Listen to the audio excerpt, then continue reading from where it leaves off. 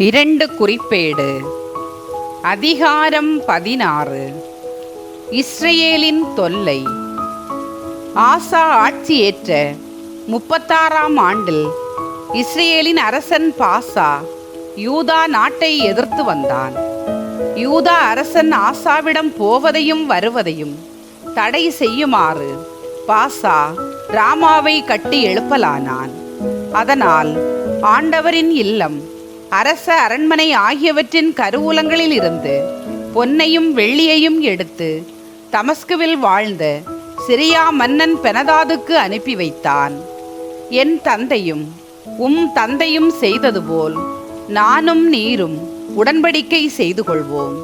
இதோ வெள்ளியும் பொன்னும் அனுப்பி வைக்கிறேன். இஸ்ரவேலின் அரசனான பாசாவோடு உமக்கிருக்கும் உடன்படிக்கையை முறித்துவிடும். அப்போது அவன் என்னை விட்டு அகன்று போவான் என்று சொல்லி அனுப்பினான்.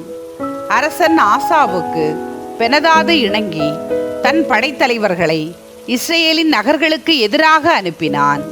அவர்கள் ஈயோன், தான், ஆபேல் மயும் ஆகியவற்றையும் நப்தலி நகர்களின் அனைத்து பண்ட சாலைகளையும் கைப்பற்றினர். இதை கேள்வியுற்ற பாசா ராமாவை கட்டுவதை கைவிட்டு விட்டான். அரசன் ஆசா யூதா மக்கள் யாவரையும் ஒன்று திரட்டி ராமாவை கட்டுவதற்காக பாசா தயாரித்து வைத்திருந்த கற்களையும் மரங்களையும் எடுத்து வந்து கேபாவையும் மிஸ்பாவையும் கட்டி எழுப்பினான். திருக்காட்சியாளர் அனானி. அக்காலத்தில் திருக்காட்சியாளர் அனானி யூதா அரசனான ஆசாவிடம் வந்து அவனிடம், உன் கடவுளாகிய ஆண்டவரை நீ நம்பாமல் சிரியா மன்னனை நம்பியதால் அவனது படை உனது கையினின்று நழுவி போயிற்று. எத்தியோப்பியருக்கும் லிபியருக்கும் மிகுதியான தேர்களும் குதிரை வீரர்களும் கொண்ட பெரும் படை இருக்கவில்லையா? அப்படி இருந்தும் நீ ஆண்டவர் மேல் நம்பிக்கை கொண்டிருந்ததால் அவர் அவர்களை உனது கையில் ஒப்படைத்தார். உலகம் அனைத்தையும் ஆண்டவரின் கண்கள் சுழன்று பார்க்கின்றன. அவர் தம்மை முழு மனதுடன் நம்பும் அனைவருக்கும் ஆற்றல் அளிக்கிறார். நீயோ இதன் மட்டில் மதியீனமாய் நடந்து கொண்டாய். எனவே இன்று முதல் நீ போர்களை சந்திக்க வேண்டும் என்றார். இதை கேட்ட ஆசா திருக்காட்சியாளர் மேல் கடும் சினமுற்றான். அவன் எவ்வளவு எரிச்சலுற்றான் எனில் அவரை சிறையிலிட்டதோடு மக்களுள் சிலரையும் கொடுமைப்படுத்தினான். ஆசாவின் இறப்பு. ஆசாவின் செயல்கள் தொடக்க முதல் இறுதி வரை யூதா இஸ்ரவேல் அரசர்களின் ஆட்சி குறிப்பேட்டில் எழுதப்பட்டுள்ளன. தன் ஆட்சியின் 39ஆம் ஆண்டில் ஆசாவுக்கு பாதங்களில் ஒரு கொடிய நோய் ஏற்பட்டது. ஆனாலும் அவன் ஆண்டவரை நாடாது மருத்துவர்களையே நம்பினான்.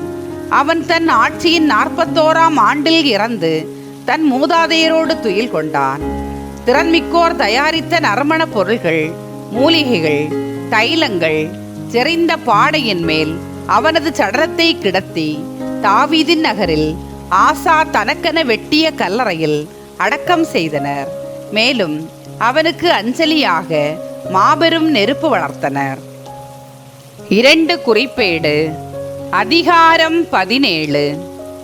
யோசபாத்து அரசனாதல். ஆசாவின் மகன் யோசபாத்து அவனுக்கு பின் ஆட்சியேற்று இஸ்ரவேலுக்கு எதிராக தம்மை வலுப்படுத்தி கொண்டார். யூதாவின் அனைத்து அரண்சூழ் நகர்களில் போர் படைகளையும் பிற பகுதிகளிலும் தம் தந்தை ஆசா கைப்பற்றியிருந்த எப்ராயிம் நகர்களிலும் காவற் படைகளையும் நிறுத்தி வைத்தார். ஆண்டவர் யோசபாத்தோடு இருந்தார். ஏனெனில் அவர் பாகால்களை நம்பாமல் தம் மூதாதை தாவீதின் வழியில் நடந்தார். மேலும் அவர் இஸ்ரவேலின் செயல்களை பின்பற்றாமல் தம் மூதாதையின் கடவுளையே நாடி அவர் கட்டளைகளின்படியே நடந்து வந்தார். ஆதலால் ஆண்டவர் அவரது ஆட்சியை நிலைநிறுத்தினார். யூதா மக்கள் அனைவரும் யோசபாத்துக்கு காணிக்கைகள் கொண்டு வந்தனர். அவர் செல்வமும் புகழும் பெருகியது.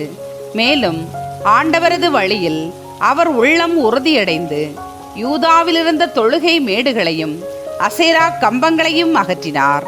அவர் தமது ஆட்சியின் 3ஆம் ஆண்டில் யூதா நகர்களில் போதிக்கும் பொருட்டு தலைவர்களான பெண்கையில் ஒபதியா, செக்கரியா, நெத்தனியேல், மீகாயா ஆகியோரையும், லேவியரான செமாயா, நெத்தனியா, செபதியா, அசாவேல், செமிராமோத், யோனத்தான், அதோனியா, தோபியா, தோபு அதோனியா ஆகியோரையும், குருக்கள் எலிசாமா, யோராம் ஆகியோரையும் அனுப்பி வைத்தார். இவர்கள் ஆண்டவரின் திருச்சட்ட நூலுடன் சென்று யூதாவில் போதித்தனர். யூதாவின் எல்லா நகர்களிலும் சுற்றி அலைந்து மக்களுக்கு போதித்தனர். யோசபாத்தின் சிறப்பு. யூதாவை சூழ்ந்த நாடுகள் எல்லாம் ஆண்டவர் மீது அச்சம் கொண்டதால் அவை யோசபாத்தை எதிர்த்து போரிடவில்லை. பெலிஸ்தியர் யோசபாத்துக்கு அன்பளிப்பும் கப்பமுமாக வெள்ளி பணமும் கொடுத்தனர். அரேபியரும் அவருக்கு 7700 ஆட்டுக்கிடாய்களையும் 7700 வெள்ளாட்டு கிடாய்களையும் அளித்தனர். யோசபாத்து மென்மேலும் வலிமையடைந்து வந்தார். யூதாவில் கோட்டைகளையும் சேமிப்பு நகர்களையும் கட்டினார். யூதாவின் நகர்களில் சேமிப்பு மிகுதியாயிருந்தது. வலிமைமிகு போர் வீரர் எருசலேமில் இருந்தனர். தங்கள் மூதாதையரின் குடும்பத்தின்படி அவர்களது எண்ணிக்கை யூதாவில் இருந்த 1000 தலைவர்கள். வலிமைமிகு போர் வீரர் 3,00,000 பேருக்கு தலைவன் அத்னா. அவனை அடுத்து வலிமைமிகு போர் வீரர் 2,80,000 பேருக்கு தலைவன் யோகனான். அவனை அடுத்து ஆண்டவருக்கு தன்னையே அர்ப்பணித்திருந்தவனும் சிக்ரியின் மகனுமான அமசியா. இவனுக்கு கீழ் வலிமைமிகு போர் வீரர் 2,00,000 பேர் இருந்தனர். பென்யமினிலிருந்து வலிமைமிகு போர் வீரர் எலியாதா. இவனுக்கு கீழ் வில்லும் பரிசையும் தாங்கிய வீரர் 2,00,000 பேர் இருந்தனர். அவனை அடுத்து யோசபாத்து. இவனுக்கு கீழ் போர்க்கோலம் பூண்ட 1,80,000 பேர் இருந்தனர். இவர்கள் அரசருக்கு பாதுகாப்பு பணி புரிந்து வந்தனர். மேலும் யூதாவின் அரண்சூழ் நகர்களில் அரசரால் நியமிக்கப்பட்ட காவலர்கள் இருந்தனர். 2 குறிப்பேடு. அதிகாரம் 18. பொய் வாக்கினர். யோசபாத்து மிகுந்த செல்வமும் புகழும் பெற்றிருந்தார். திருமணத்தின் வழியாக ஆகாபுடன் உறவுமுறை கொண்டார். சில ஆண்டுகளுக்கு பின் ஆகாபை சந்திக்க அவர் சமாரியா சென்றார். மிகுதியான ஆடு மாடுகளை அடித்து அவருக்கும் அவர் ஆட்களுக்கும் விருந்தளித்த ஆகாபு ராமோத்து கிளையாதற்கு எதிராக கிளர்ச்சி செய்யுமாறு அவரை தூண்டினான். இஸ்ரேலின் அரசனான ஆகாபு யூதாவின் அரசன் யோசபாத்தை நோக்கி, ராமோத்து கிளையாதை எதிர்க்க என்னோடு வருவீரா என்று கேட்டான். அதற்கு யோசபாத்து அவனிடம், உம்மை போலவே நானும் தயார், மக்களைப் போலவே என் மக்களும், நான் உமக்கு துணையாக போருக்கு வருவேன் என்றார். யோசபாத்து இஸ்ரேல் அரசனை நோக்கி, ஆண்டவரின் வாக்கு எதுவென இன்று நீர் கேட்டறிய வேண்டுகிறேன் என்றார். அப்பொழுது இஸ்ரேலின் அரசன் 400 பொய் வாக்கினரை வரவழைத்தான். நாங்கள் ராமோத்து கிளையாதற்கு எதிராக படையெடுக்கலாமா வேண்டாமா என்று அவர்களை கேட்டான். அதற்கு அவர்கள், போங்கள், ஏனெனில் அரசன் கையில் கடவுள் அதை ஒப்படைப்பார் என்று பதிலளித்தனர். ஆனால் யோசபாத்து, நாம் கேட்டறிவதற்கு இங்கே ஆண்டவரின் இறைவாக்கினர் யாரும் இல்லையா என்று கேட்க, அதற்கு ஆகாபு, ஆண்டவரின் வாக்கை கேட்டறிவதற்கு இம்லாவின் மகன் மீகாயா என்பவன் இருக்கிறான். ஆனால் நான் அவனை வெறுக்கிறேன். ஏனெனில் எனக்கு சாதகமாய் அன்று பாதகமாகவே எப்பொழுதும் இறைவாக்கு உரைக்கிறான் என்றான். அதற்கு யோசபாத்து, அரசே, நீர் அவ்விதமாய் பேச வேண்டாம் என்றார். உடனே இஸ்ரேலின் அரசன் ஓர் அலுவலரிடம், இம்லாவின் மகன் மீகாயாவை உடனே அழைத்து வா என்றான். பிறகு இஸ்ரேலின் அரசனும் யூதாவின் அரசர் யோசபாத்தும் அரச உடைகளை அணிந்தவர்களாய் சமாரியா நுழைவாயில் மண்டபத்தில் தம் அரியணையில் அமர்ந்தனர். அவர்கள் முன் பொய் வாக்கினர் அனைவரும் வாக்கு உரைத்து கொண்டிருந்தனர். அப்பொழுது கெனானாவின் மகன் செதேக்கியா இரும்பு கொம்புகளை செய்து, இவற்றால் நீர் சிறியரை குத்தி அழித்து விடுவீர் என்று ஆண்டவர் கூறுகிறார் என்றான். பொய்வாக்கினர் அனைவரும் அவ்வாறே வாக்கு உரைத்து, நீர் ராமோத்து கிளையாதை தாக்குவீர், வெற்றி பெறுவீர், ஆண்டவர் அவர்களை அரசர் கையில் ஒப்புவிப்பார் என்றனர். மீகாயாவை அழைக்கப் போன தூதன் அவரை நோக்கி, இறைவாக்கினர் அனைவரும் ஒரே வாய்ப்பட அரசருக்கு உகந்ததாகவே வாக்குரைத்து கொண்டிருக்கின்றனர். வாக்கும் அவர்களது வாக்கை போல் இருக்கட்டும், அரசருக்கு உகந்ததாகவே பேசும் என்றான். அதற்கு மீகாயா, ஆண்டவர் மேல் ஆணை, என் கடவுள் எனக்கு சொல்வதையே நான் உரைப்பேன் என்றார். அவர் அரசனிடம் வந்தபோது அவன் அவரிடம், மீகாயா, நாங்கள் ராமோத்து கிளையாதின் மீது போர் தொடுக்கலாமா வேண்டாமா என்று கேட்டான். அதற்கு அவர், போங்கள், நீங்கள் வெற்றி பெறுவீர்கள், எதிரிகள் உங்கள் கையில் ஒப்படைக்கப்படுவார்கள் என்றார். அரசன் அவரிடம், ஆண்டவர் திருப்பெயரால் உண்மையை தவிர வேறு எதையும் என்னிடம் சொல்லலாகாது என்று உன்னை எத்தனை முறை ஆணையிட வைப்பது என்றான். அப்பொழுது மீகாயா, இஸ்ரேலர் யாவரும் ஆயனில்லா ஆடுகளைப் போல் மலைகளில் சிதறுண்டு கிடக்க கண்டேன். அப்பொழுது ஆண்டவர், இவர்களுக்கு தலைவன் இல்லை, அவரவர் தம் வீட்டிற்கு அமைதியாக திரும்பி போகட்டும் என்றார் என்று கூறினார். அதை கேட்ட இஸ்ரேலின் அரசன் யோசபாத்தை நோக்கி, இவன் எனக்கு சாதகமாக அன்று பாதகமாகவே இறைவாக்கு உரைப்பான் என்று நான் முன்பே உமக்கு சொல்லவில்லையா என்றான். அப்பொழுது மீகாயா, ஆண்டவரின் வாக்கை கேளுங்கள், ஆண்டவர் தம் அரியணை மேல் வீற்றிருப்பதையும் விண்ணக படையெல்லாம் அவர்தம் வலப்புறமும் இடப்புறமும் நிற்பதையும் கண்டேன்.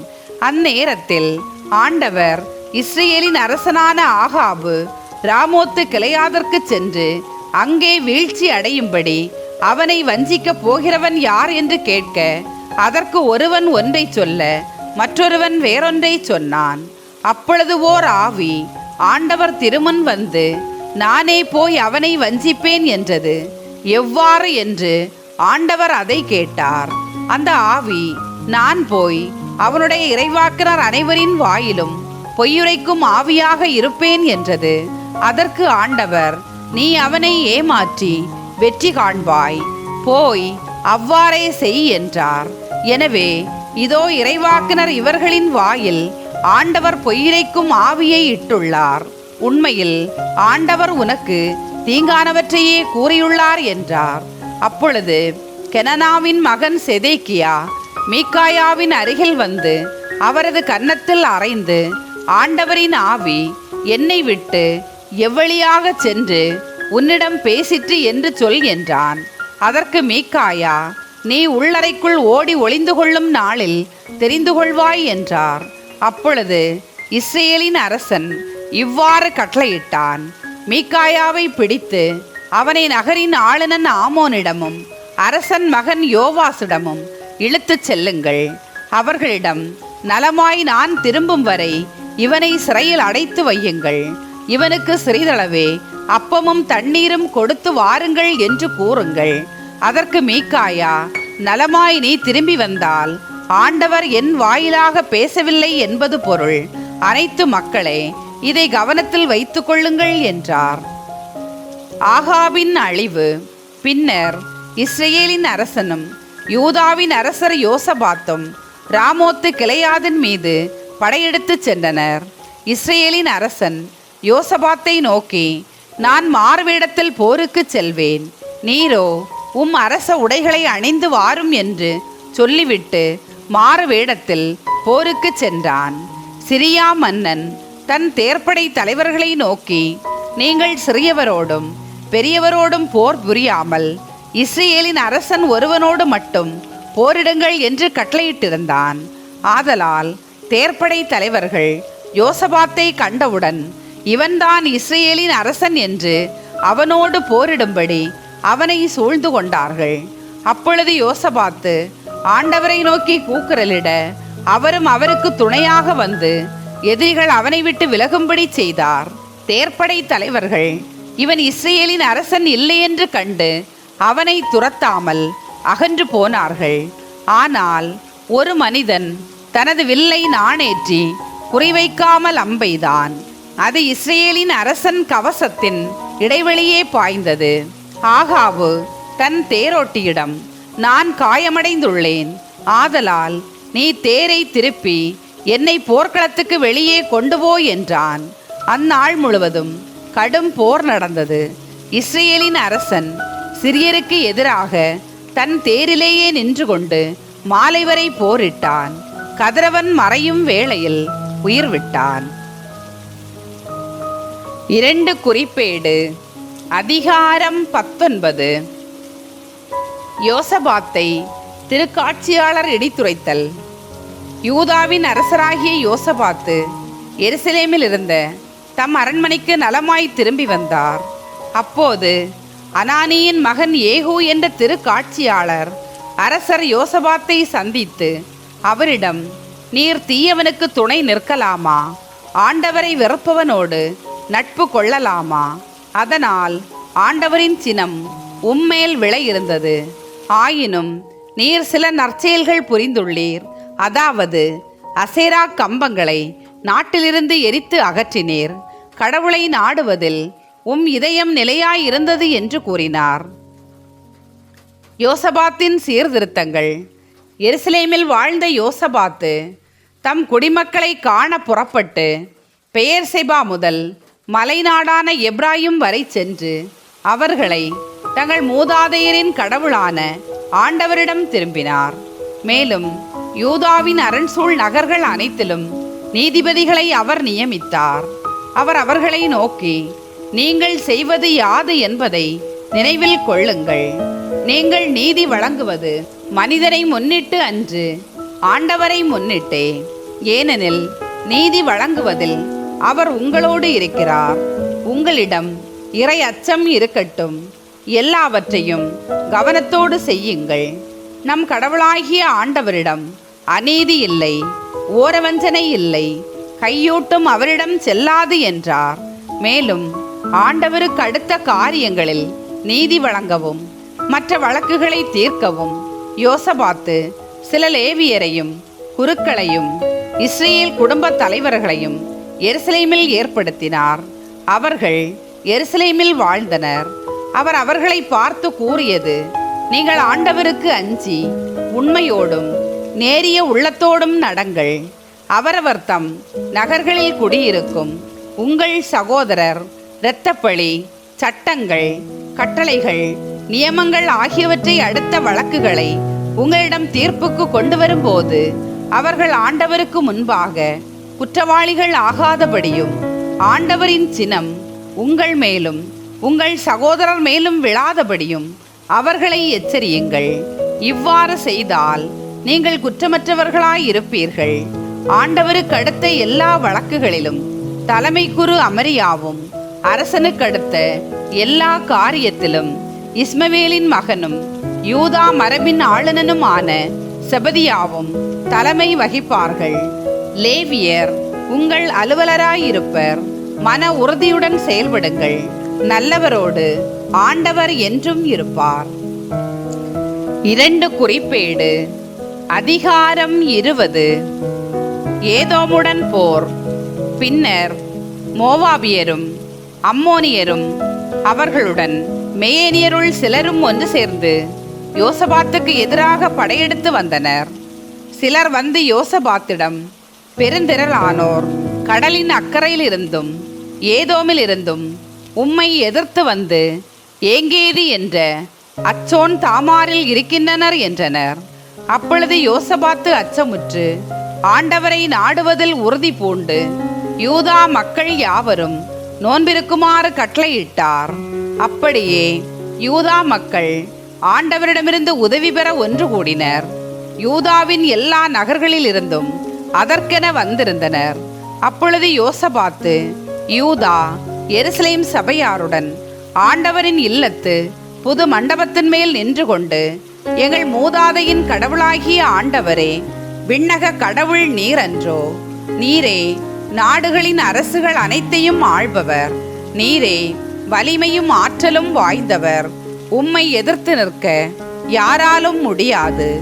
எங்கள் கடவுளே, உம்மக்கள் இஸ்ரேலருக்காக இந்த நாட்டு மக்கள் அனைவரையும் வெளியேற்றி இதனை நண்பர் ஆபிரகாமின் வழி மரபினருக்கு என்றென்றுமாக கொடுத்தவர் நீரே அன்றோ? ஆகவே அவர்கள் இந்நாட்டில் குடியேறி உமது திருப்பெயர் விளங்குமாறு இத்திருத்தலத்தை எழுப்பினார்கள். வாழ், தண்டனை, கொள்ளை நோய், பஞ்சம் ஆகிய எவ்வித தீங்கும் எங்களுக்கு நேர்ந்தால் உமது திருப்பெயர் விளங்கும் இக்கோயிலுக்கு நாங்கள் வந்து உமது திருமுன் நின்று எங்கள் வேதனைகளில் உம்மை நோக்கி மன்றாடுவோம். நீரும் அதனை கேட்டு எங்களை மீட்பீர்.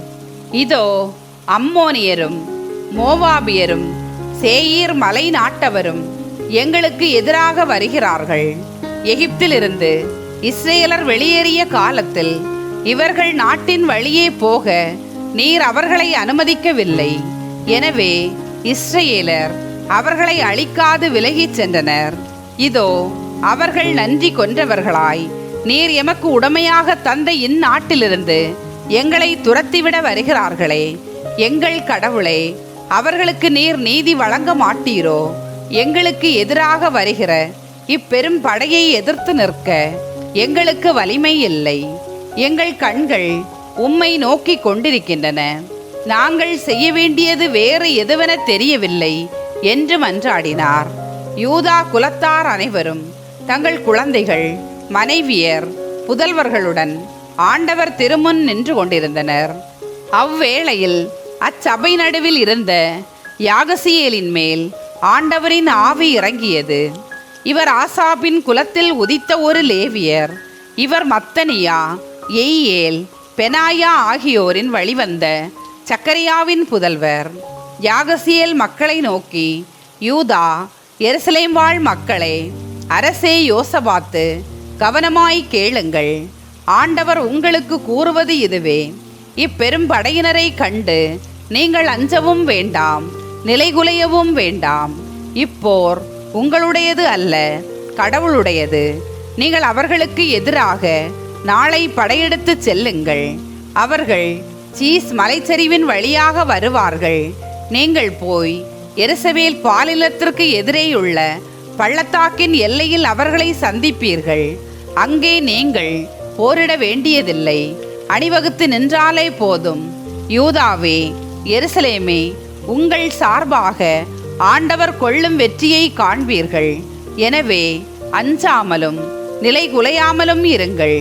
நாளை அவர்களை நோக்கி செல்லுங்கள், ஆண்டவர் உங்களோடு இருப்பார் என்றார். இதை கேட்டவுடன் யோசபாத்தும் அவருடன் யூதா எருசலேம் வாழ் மக்கள் யாவரும் முகங்குப்புற தரையில் வீழ்ந்து ஆண்டவரை வணங்கினர். கோகாத்தியரையும் கோராகியரையும் சார்ந்த லேவியர் எழுந்து நின்று இஸ்ரேலின் கடவுளை உரத்த குரலிலும் உயர்ந்த தொனியிலும் வாழ்த்தினர். அவர்கள் அதிகாலையில் எழுந்து தெக்கோவா பாலைநிலம் நோக்கி புறப்படுகையில் யோசபாத்து அவர்களிடம், யூதா எருசலேம் வாழ் மக்களே, எனக்கு செவி கொடுங்கள். உங்கள் கடவுளாகிய ஆண்டவரை நம்புங்கள். உங்களுக்கு தீங்கு ஏதும் நேராது. அவர் தம் இறைவாக்கினர்களை நம்புங்கள், நீங்கள் வெற்றி பெறுவீர்கள் என்றார். அவர் மக்களோடு கருத்து பரிமாற்றம் செய்தபின் ஆண்டவரை புகழ்ந்து பாட பாடகர்களை நியமித்தார். அவர்கள் விழா சீருடை அணிந்து படைகளுக்கு முன்னே பாட வேண்டியது: ஆண்டவரை போற்றுங்கள், ஏனெனில் அவர்தம் பேரன்பு என்றும் உள்ளது. அவர்கள் அவ்வாறே ஆண்டவரை புகழ்ந்து பாடத் தொடங்கிய போது யூதாவை எதிர்த்து வந்தவர்களான அம்மோனியரையும் மோவாபியரையும் சேயீர் மலை நாட்டவரையும் ஒருவருக்கொருவர் பகைவராக்கி முறியடித்தார் ஆண்டவர். முதலில் அம்மோனியரும் மோவாபியரும் சேர்ந்து சேயீர் மலை நாட்டவரை அடியோடு அழித்தனர். இவ்வாறு சேயீர் மக்களை தீர்த்து கட்டியபின் தங்களுக்குள் ஒருவர் மற்றவரை வீழ்த்தி அழித்து கொள்வதில் உதவினர். யூதா மக்கள் பாலைநில காவல் மேட்டுக்கு வந்து படைத்திரளை பார்த்தபோது நிலத்தில் பிணங்களே கிடப்பதையும் யாருமே உயிர் தப்பவில்லை என்பதையும் கண்டுகொண்டனர். உடனே யோசபாத்தும் அவர் மக்களும் அவர்களின் உடைமைகளை கொள்ளையிட வந்தனர். அவர்களிடையே பொருட்களும் ஆடைகளும் விலையுயர்ந்த அணிகளும் அவர்கள் சுமக்க முடியாத அளவுக்கு மிகுதியாக கிடக்க கண்டனர். அவை எவ்வளவு மிகுதியாய் இருந்தனவெனில் அவற்றை கொள்ளையிட 3 நாட்கள் ஆயின. 4ஆம் நாள் பெராக்கா பள்ளத்தாக்கில் ஒன்று கூடி ஆண்டவரை புகழ்ந்து பாடினர். எனவே இந்நாள் வரை அவ்விடம் புகழ்ச்சி பள்ளத்தாக்கு என்று அழைக்கப்படுகிறது. பின்னர் யூதா எருசலேம் ஆட்கள் அனைவரும் யோசபாத்தின் தலைமையில் மகிழ்ச்சியோடு எருசலேமுக்கு திரும்பினர். ஏனெனில் ஆண்டவர் அவர்களின் பகைவர்களை முன்னிட்டு அவர்களை மகிழ்வுற செய்தார். அவர்கள் தம்புரு, சுரமண்டலம், எக்காளம் இசைத்து எருசலேமுக்கு வந்து ஆண்டவரது இல்லத்தினுள் நுழைந்தனர். ஆண்டவர் இஸ்ரேலின் பகைவர்களுக்கு எதிராக போரிட்டார் என்ற செய்தியை கேள்வியுற்ற எல்லா நாட்டு அரசுகளும் ஆண்டவர் மீது அச்சம் கொண்டன. யோசபாத்தின் அரசு அமைதி கண்டது. அவர் கடவுளும் அவருக்கு எத்திக்கிலும் அமைதி அளித்தார். யோசபாத்து ஆட்சியின் முடிவு. இவ்வாறு யூதா நாட்டை யோசபாத்து ஆண்டு வந்தார். அவர் தம் 30வது வயதில் அரசரானார். அவர் 25 ஆண்டுகள் எருசலேமில் ஆட்சி செய்தார். சில்கியின் மகள் அசூபா என்பவளே அவர் தாய். அவர் தம் தந்தை ஆசாவின் வழிகளை விட்டு விலகாது ஆண்டவர் பார்வையில் நேரியன செய்தார். ஆயினும் தொழுகை மேடுகள் அகற்றப்படவில்லை. தங்கள் மூதாதையின் கடவுளாகிய ஆண்டவரை மக்களின் மனம் உறுதியாக பற்றி கொள்ளவில்லை.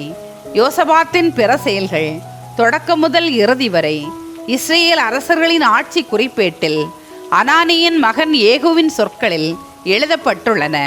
பின்னர் யூதாவின் அரசன் யோசபாத்து தீய வழியில் நடந்த இஸ்ரேலின் அரசன் அகசியாவுடன் சேர்ந்து கொண்டார். தர்சீசுக்கு போகுமாறு எட்சியோன் கெபேரில் அவர்கள் கப்பல்களை கட்டினர். ஆனால் மாரேசாவை சார்ந்த தோதவாவின் மகன் எலியேசர் யோசபாத்திற்கு எதிராக இறைவாக்குரைத்து, நீர் அகசியாவோடு சேர்ந்து கொண்டமையால் ஆண்டவர் திட்டங்களை அழித்து விடுவார் என்றார். அவ்வாறே அக்கப்பல்கள் உடைந்து போக தர்சீசு பயணம் தடைபட்டது.